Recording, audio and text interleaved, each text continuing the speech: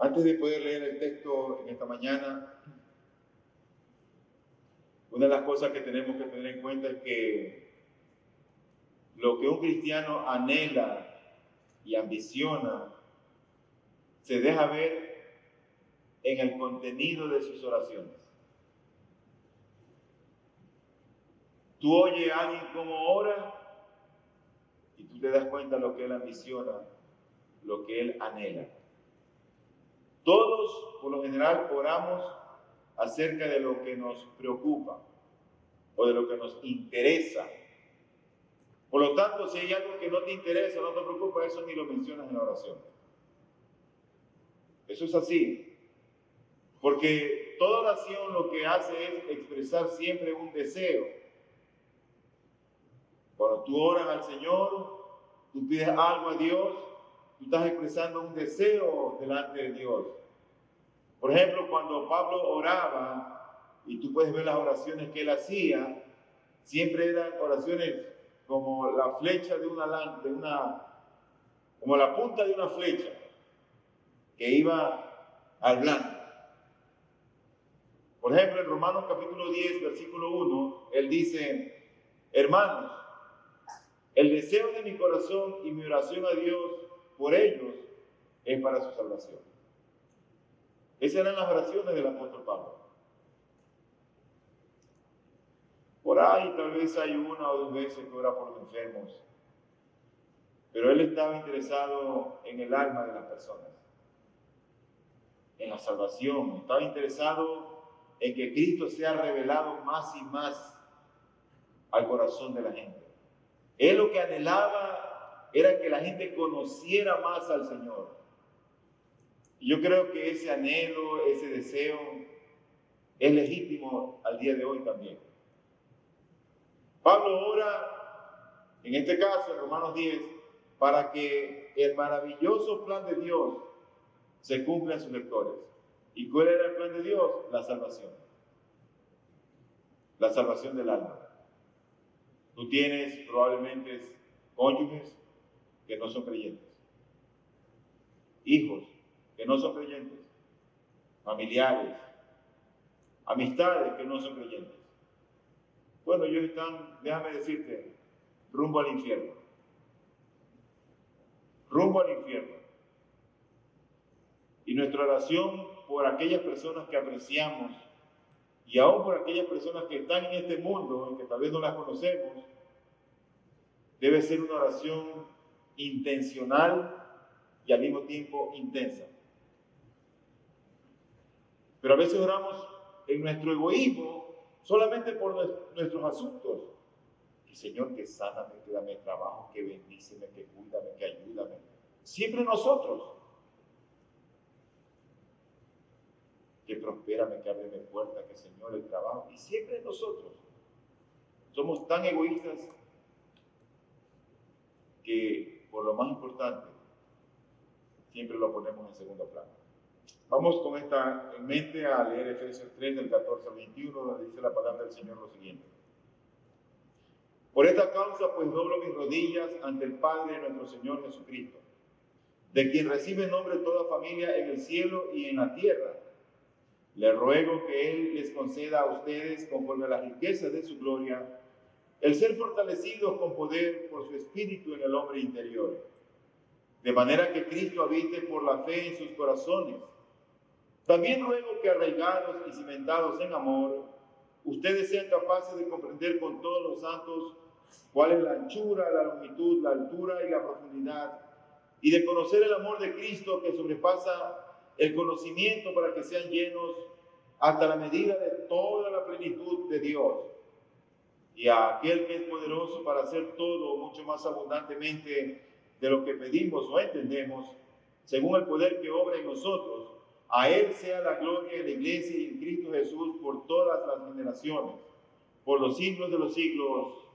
Amén. El sermón de hoy es bastante corto y también sencillo. Y lo primero que vamos a ver nosotros en esta mañana es la clase de oración que hace el apóstol Pablo, que es una oración reverente.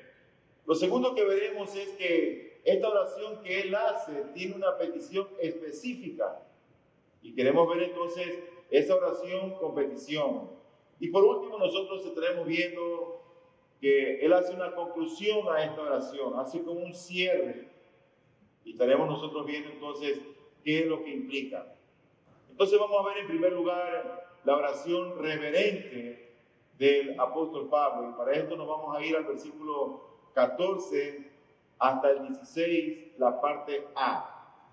Oración reverente, versículo 14 al 16a. Dice la Escritura: por esta causa, pues, doblo mis rodillas ante el Padre de nuestro Señor Jesucristo, de quien recibe nombre toda familia en el cielo y en la tierra. Le ruego que Él les conceda a ustedes, conforme a las riquezas de su gloria, el ser fortalecidos con poder por su Espíritu en el hombre interior. Hay un motivo que lo mueve al apóstol Pablo a orar. Hay una causa. Él empieza diciendo: por esta causa doblo mi rodilla. Ya en los capítulos anteriores, en el capítulo anterior, habíamos visto que Pablo hace como un paréntesis y empieza a dar ciertas descripciones que era necesaria que la iglesia de Éfeso lo conociera. Pero él empieza la carta con una oración y ahora retoma la oración. Y él ha explicado ciertas cosas que ya le fueron dicho a ustedes en la introducción. Y él dice: por esta causa doblo mis rodillas. ¿Qué es lo que lo motiva a orar al apóstol Pablo? Bueno, lo motiva a orar lo que Cristo ha hecho, lo que Dios ha hecho en Cristo y lo que Pablo ha entendido. Cómo el beneficio ha alcanzado a estos hermanos amados en esta iglesia ubicada en Éfeso. Ahora, la base de su oración era el conocimiento del propósito que Dios tenía. Toda nuestra oración tiene que ser con el propósito de lo que entendemos en las Escrituras. Por eso es que la lectura bíblica y la oración siempre deben ir juntas. Porque en la Biblia es que Dios ha revelado su voluntad. Y en la oración nosotros pedimos que Él haga su voluntad. Nuestra oración no debe estar desconectada de las Escrituras, no debe estar desconectada de la Biblia. El preludio indispensable de toda oración debe ser la revelación de la voluntad del Señor. Así deberían empezar nuestras oraciones. Nosotros no tenemos ninguna autoridad para orar por nada que Dios no haya revelado como su voluntad. Ahora, él dice: por esta causa doblo mis rodillas ante el Padre. Para los judíos, cuando ellos oraban, no era común arrodillarse. Por lo general, ellos oraban parados, ellos oraban de pie. ¿Tú has visto esa publicidad que sale a veces de los judíos orando en el muro de los lamentos? Ellos están ahí parados en el muro de los lamentos. Era la forma como ellos oraban. Sin embargo, hay ciertas circunstancias que nosotros vemos en las Escrituras de hombres y aún del mismo Señor Jesucristo que doblaron sus rodillas y oraron. Uno de esos ejemplos es, por ejemplo, de Esdras. Dice la Escritura en el capítulo 9, versículo 5: pero a la hora de la ofrenda de la tarde me levanté de mi humillación con mi vestido y mi manto rasgados. Y dice luego: y caí de rodillas y extendí mis manos al Señor mi Dios. En Lucas 22 el Señor nos deja otro ejemplo antes de ser llevado a la cruz. Y él dice: y se apartó de ellos como un tiro de piedra, y poniéndose de rodillas, oraba. ¿Será que Dios escucha la oración más cuando la gente está de rodillas o cuando está parada? Yo creo que no. Sin lugar a dudas, no. Pero yo lo que pienso es que el Señor está considerando la intención del corazón, la reverencia que la gente tiene cuando ora. Cuando tú o yo oramos, nosotros estamos hablando con el Creador del universo. Por eso para nosotros la oración es un momento sublime y sagrado. Cuando la iglesia está orando, nadie entra, ni nadie se debe estar parando ni moviéndose. Porque creo que ese es un momento donde su pueblo está hablando con su Señor. A veces, lo que siempre aprovechaban en este momento para moverse así, orando, eran los músicos. Los músicos a conectar cables, desconectar cables. Estate tranquilo.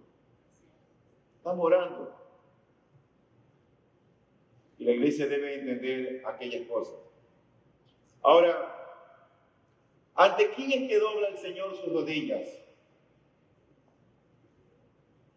¿ante quién dobla sus rodillas? No es ante el emperador, no es ante ningún sumo sacerdote. Él dobla sus rodillas ante su Padre Celestial.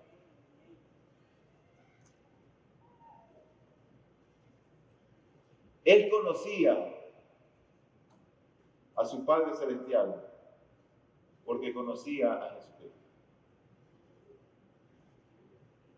Por eso doblaba sus rodillas. Jesucristo dijo: el que me ha visto a mí, ha visto al Padre. A veces la oración es algo como tan común y puede ser algo como tan mecánico, que cuando el impío ve que oramos por los alimentos, después él también está orando por los alimentos. Pero tal vez ora por los alimentos sin conocer a su Dios,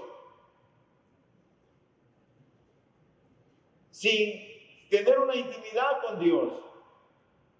No, que allá me enseñaron que hay que orar por los alimentos, pero no conoce a su Dios, o no conoce al Dios que nosotros conocemos. Pablo estaba doblando las rodillas ante un Dios a quien él conocía.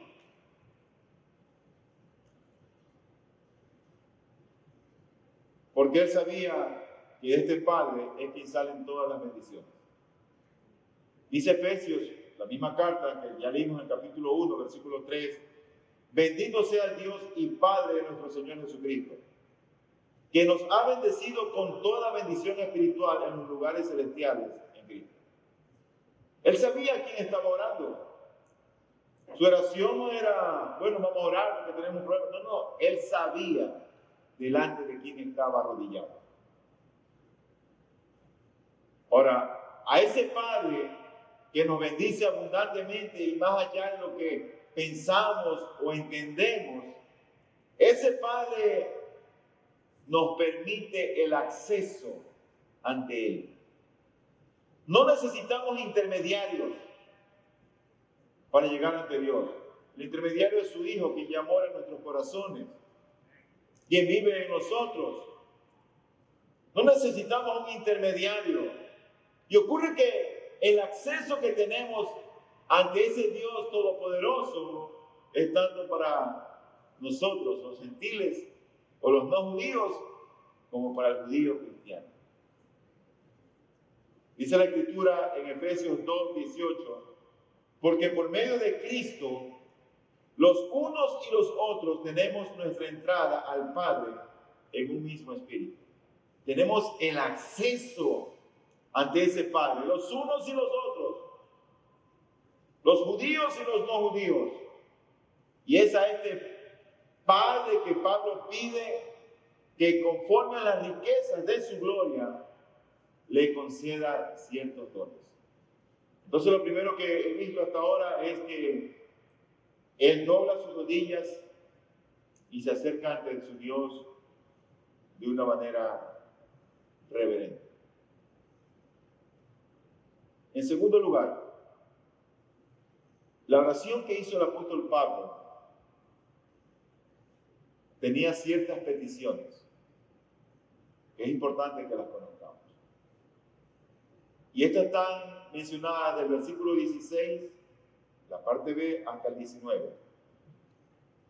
Dice así: les ruego que Él les conceda a ustedes, conforme a las riquezas de su gloria, el ser fortalecidos con poder por su espíritu en el hombre interior, de manera que Cristo habite por la fe en sus corazones.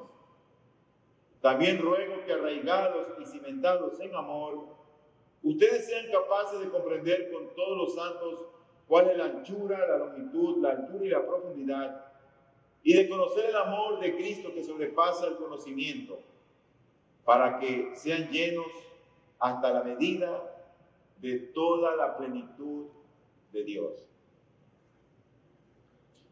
Cuando tú ves lo que contiene esta oración que está en los versículos que hemos leído, es como cuando tú vas rumbo hacia una montaña y te decides a escalar la montaña y tú estás en la parte baja de la montaña y ves el pico de la montaña y tú te propones, voy a subir y voy a llegar allá al pico de la montaña. Pero ocurre que mientras vas subiendo, tú encuentras ciertas estaciones que son para que la gente descanse, tome fuerza, arregle todo su equipo.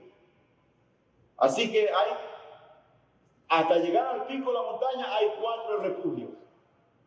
Y en cada refugio hay una palabra clave de esta oración que tú tienes que entender y conocer. La una es la palabra fortaleza. La segunda es la palabra amor. La tercera es la palabra conocimiento. Y la cuarta es la palabra plenitud. La oración de Pablo está cargada, o la base para llegar a la cumbre de la oración está basada en estas 4 palabras. Vamos a analizar esta petición que él hace. Él dice en el versículo número 16, dice, le ruego que él les conceda a ustedes, conforme a la riqueza de su gloria, el ser fortalecidos con poder por su espíritu en el hombre interior. Fortalecidos con poder. Esa es la primera petición que él hace por estos creyentes. Él quería que estos hermanos sean fortalecidos con poder por su espíritu en el hombre interior.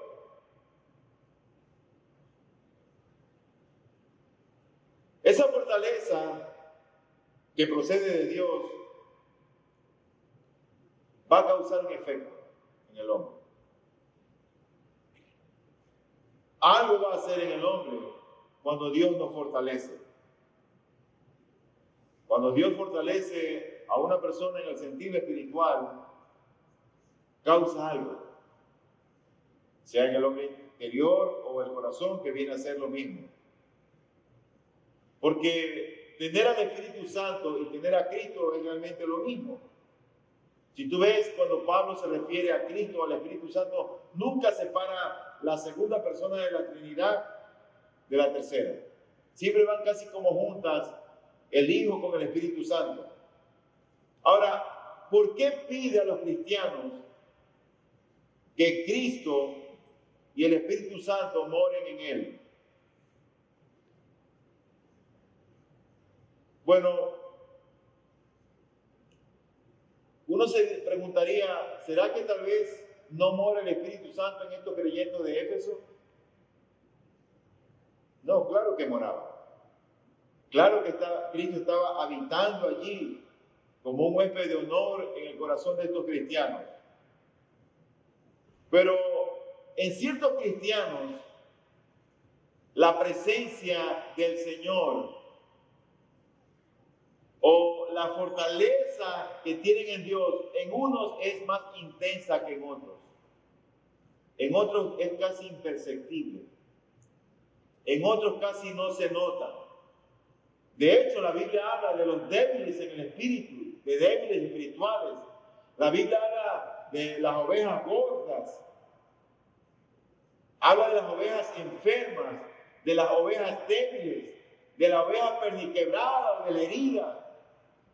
Así es la iglesia es como un hospital, donde vienen quebrantados, heridos, adoloridos, enfermos. Y aquí está la medicina del Señor para sanar a aquellos que tienen fe en Él.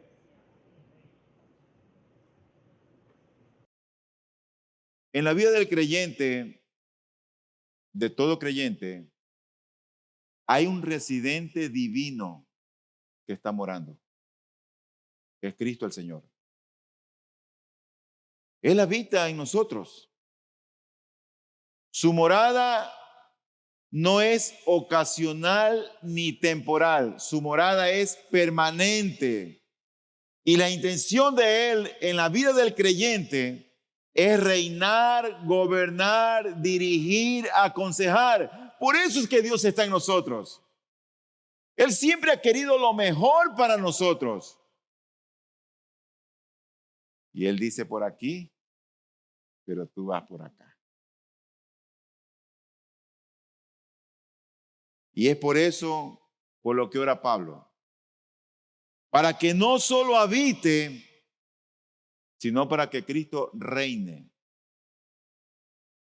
Y la única manera para que Él pueda reinar, o sea que Él es el rey en nosotros, es que nosotros seamos fortalecidos y no débiles. Yo creo que la iglesia, en el contexto general de nuestro país, es una iglesia débil.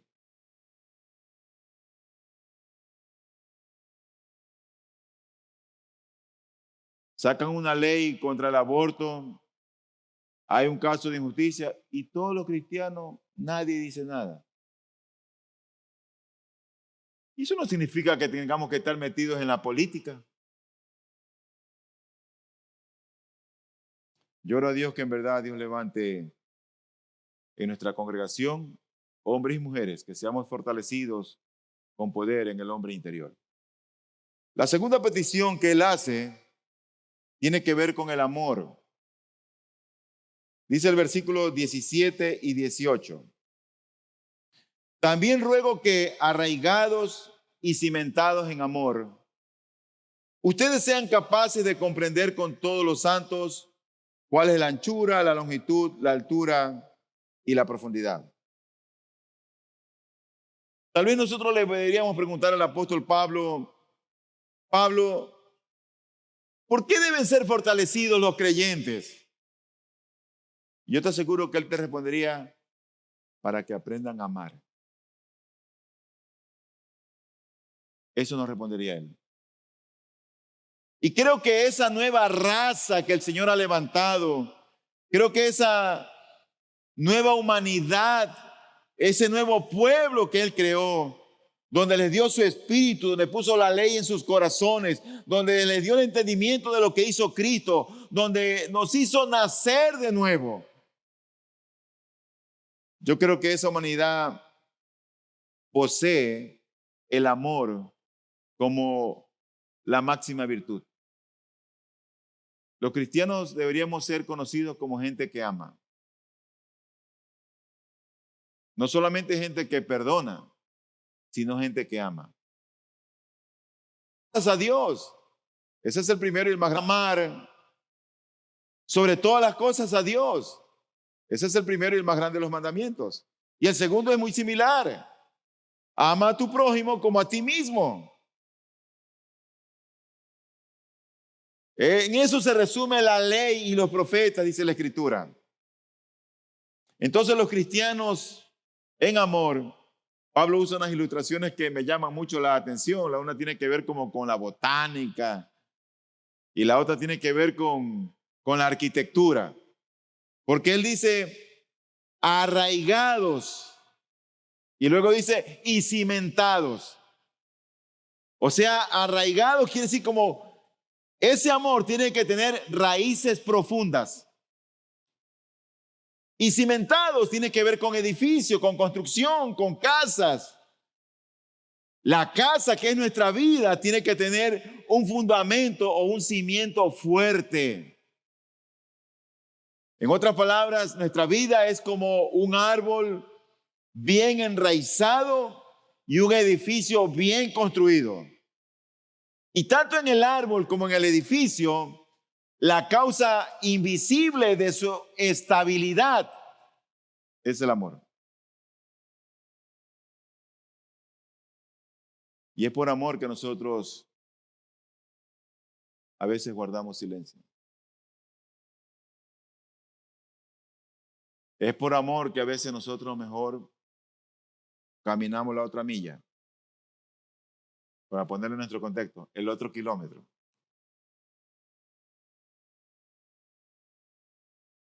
Y es por amor que a veces mejor nosotros caminamos, aunque lluevan los dardos de fuego contra nosotros. Es por amor.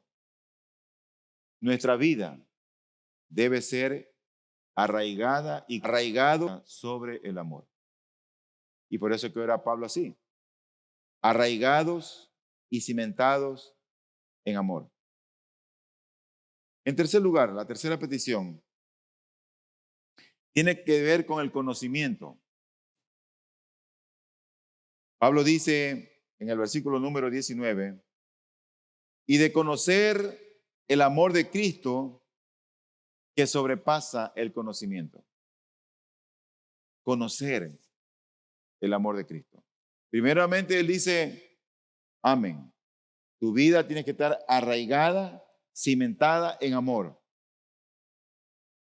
Así empieza él. Ahora él empieza a decirte, tienes que conocer el amor de Dios. Hay que conocer el amor de Cristo. Y nosotros debemos de conocer el amor de Cristo en su ancho, en su profundidad, en su altura, en su longitud. Ancho, longitud, altura y profundidad. Así debemos de conocerlo.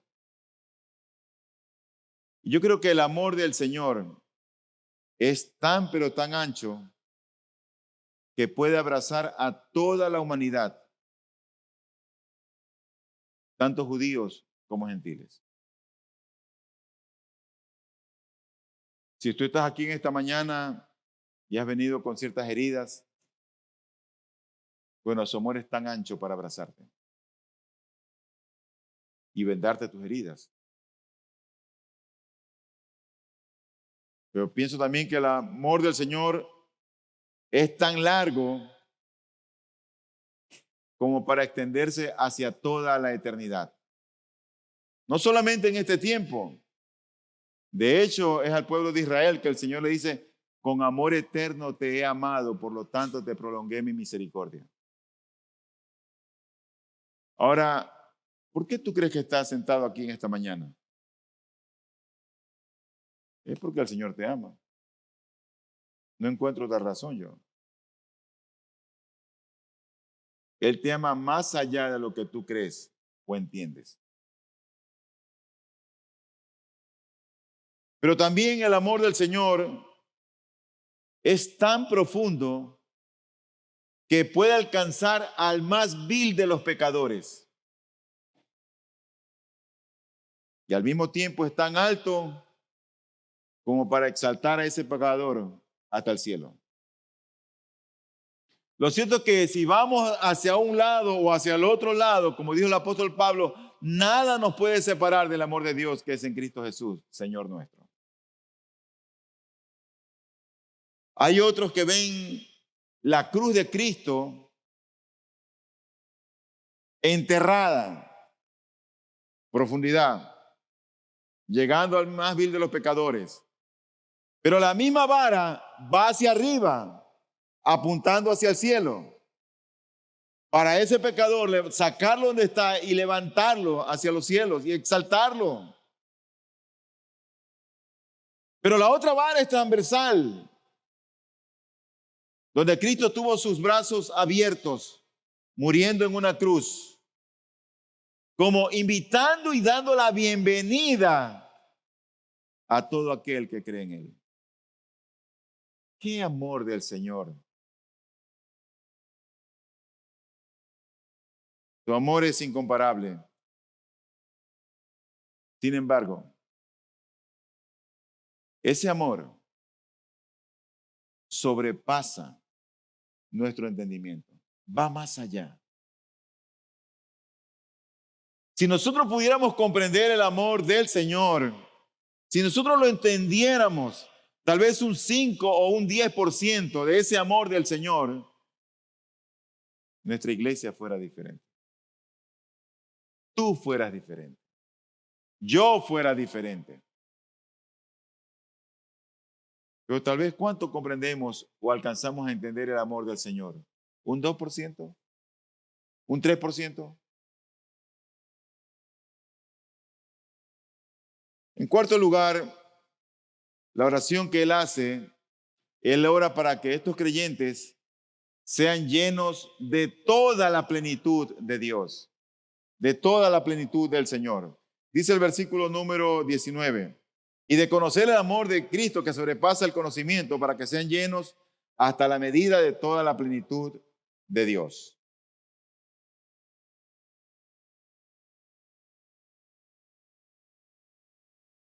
Toda la plenitud de Dios, toda la plenitud de Dios habita en Cristo.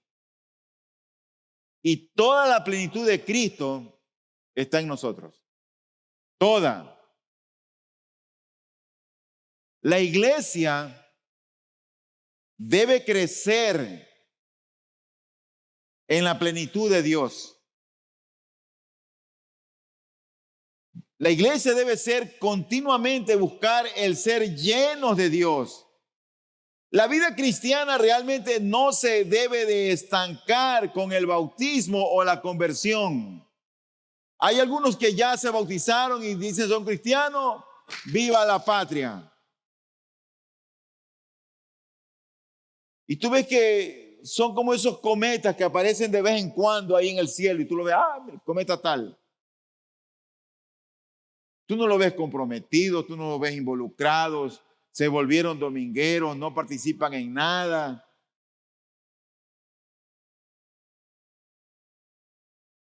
La vida cristiana no debe quedarse estancada con el bautismo ni con la conversión. Debemos de anhelar y de buscar más y más de la plenitud, de la llenura de Dios. Dice la Escritura en el libro de Efesios, capítulo 5, versículo 18, y no se embriaguen con vino en lo cual hay disolución, sino sean llenos del Espíritu.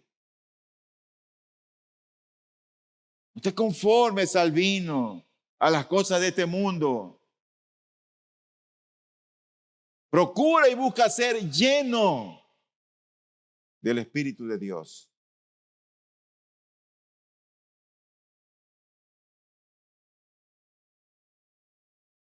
La iglesia es la plenitud de Cristo. Dice Efesios 1:23, la cual es su cuerpo, la plenitud de aquel que lo llena todo en todo. Pero esa iglesia que somos nosotros, la iglesia debe seguir creciendo en Él hasta alcanzar su plenitud. Tú te estarás preguntando, ¿y qué es plenitud, pastor? Bueno, yo te voy a indicar lo que es plenitud. Pero veamos primeramente Efesios 4, del 13 al 16. Dice, hasta que todos lleguemos a la unidad de la fe y del pleno conocimiento del Hijo de Dios, a la condición de un hombre maduro a la medida de la estatura de la plenitud de Cristo. Plenitud de Cristo. Entonces, ya no seremos niños sacudidos por las olas y llevados de aquí para allá por todo viento de doctrina, por la astucia de los hombres, por las artimañas engañosas del error. Versículo 14 de Efesios 4, que es la plenitud de Dios, su perfección. Su perfección. La perfección de Dios está en Cristo. Y la perfección de Cristo está en nosotros. Pablo no se sentía como que ya lo había alcanzado todo. Él proseguía al blanco, conocer más a Cristo y amar más a Cristo. Y lo que entendía él era que procuraba conocer más a Cristo y amar más a Cristo y servir más a Cristo. Por eso él estaba dispuesto a dar su vida, su tiempo, sus recursos por el reino de Jesucristo. Por eso. ¿Te das cuenta que el evangelio no es cualquier cosa? El evangelio es un privilegio. Es un privilegio estar en ese reino, pertenecer a ese reino. Es un privilegio sagrado, santo. Deberíamos sentirnos honrados de ser parte del cuerpo de Cristo. Por lo tanto, cuando hablamos nosotros de la plenitud de Dios, estamos hablando de la perfección de Dios. Entonces, si nosotros quisiéramos parafrasear el versículo 14 de Efesios 4, diríamos que todos debemos llegar a la condición de un hombre maduro, a la medida de la estatura de la perfección de Cristo. ¿Lo vamos a alcanzar en este mundo? No, pero esa debe ser nuestra meta. Ese debe ser nuestro objetivo. Ser como Cristo. En principio, la aspiración que Pablo está dando, lo que instruye, es la misma que está implicada en la Biblia. Cuando la Biblia habla, por ejemplo, del mandamiento, sean santos porque yo soy santo, es lo mismo. O cuando dice, sed perfectos como nuestro Padre Celestial es perfecto. Eso es lo que quiere decir la plenitud de Cristo. Ahora, yo me pregunto, si tú te has imaginado poseer un estado de perfección final y estar morando con ese estado de perfección final, morando en la plenitud de Dios o con la plenitud de Dios. Imagina recibir la perfección de Dios en nosotros hasta completar nuestra capacidad como seres humanos sin dejar de ser seres humanos. Que no hayan malos pensamientos, que no hayan prejuicios, que no salga de nuestra boca el chisme o la crítica, que seamos prontos para oír, que seamos tolerantes, que seamos pacientes, que seamos benévolos, que seamos perdonadores. Todo en nosotros. Imagínate una iglesia así. Dios está trabajando con su pueblo. Y Él quiere que nosotros lleguemos a la medida, a la estatura de un varón perfecto hasta la plenitud que hay en Cristo. Eso es lo que Él desea. Estas peticiones del apóstol Pablo, hermano, vamos a orar por... No eran peticiones tan simples. Eran peticiones audaces ante su Padre.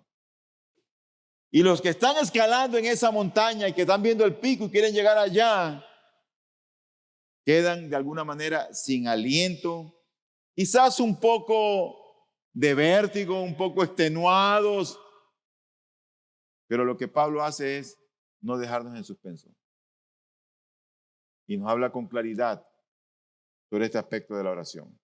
Finalmente, él concluye su oración en el versículo 20 y 21. Y él dice así: y aquel que es poderoso para hacer todo mucho más abundantemente de lo que pedimos o entendemos, según el poder que obra en nosotros, a Él sea la gloria en la iglesia y en Cristo Jesús por todas las generaciones, por los siglos de los siglos. Amén.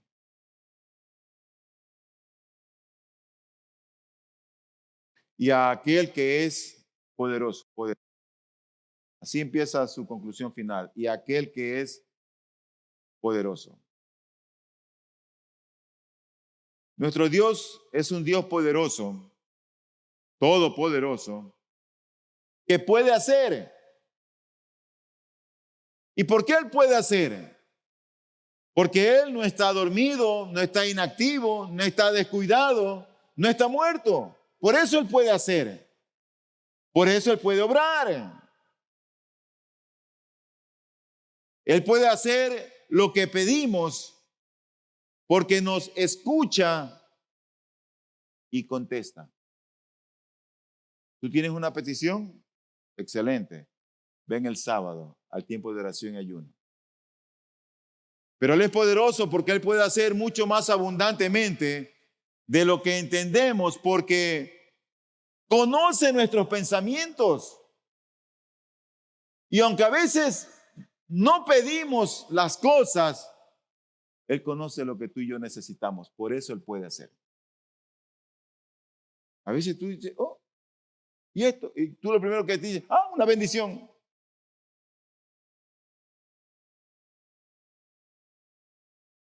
Y Él lo hace mucho más abundantemente más allá de lo que tú puedas pensar o entender, porque las expectativas de Dios son mucho más altas que las nuestras.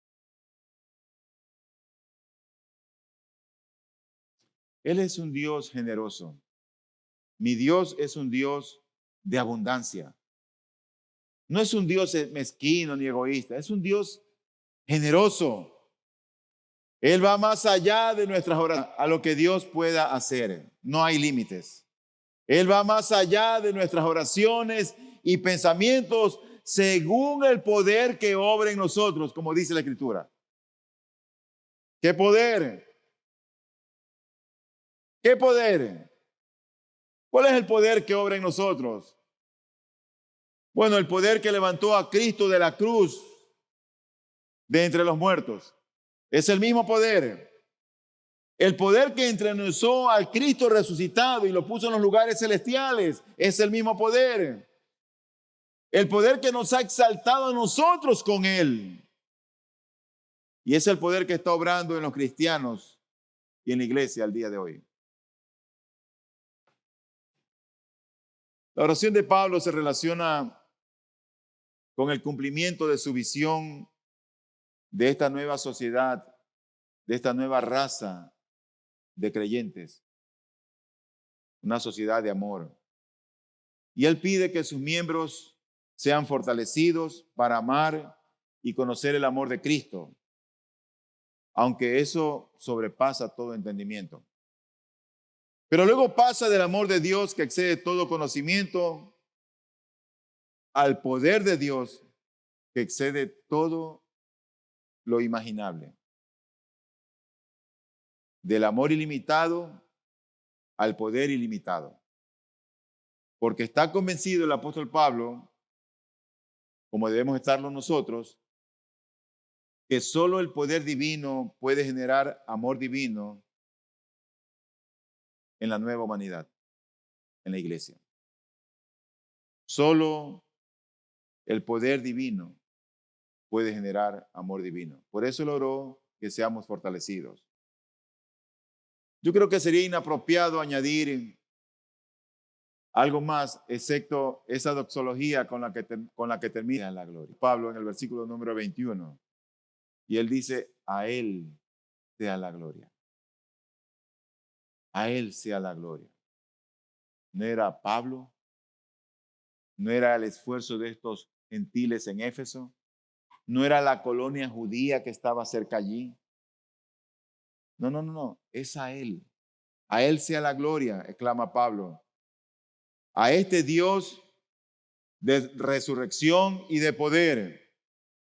El único que puede hacer que los sueños se hagan realidad. El poder viene de Él. La gloria debe ser, por supuesto, para Él. A Él sea la gloria en la iglesia y en Cristo Jesús. Eso es lo que Él dice en su doxología. En otras palabras, en el cuerpo y la cabeza. En el novio y la novia. En la comunidad de paz y en el pacificador.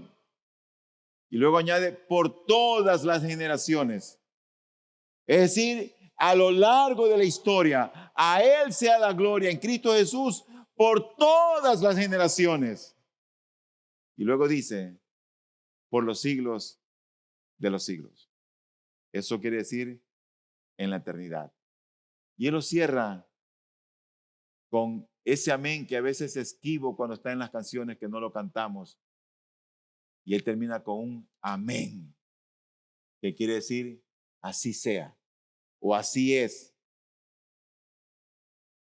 Quiere el Señor ver este ejemplo del apóstol Pablo y nosotros, nuestras oraciones sean diferentes. Que entendamos, que oremos conforme entendemos el propósito divino en nuestras vidas. Vamos a orar.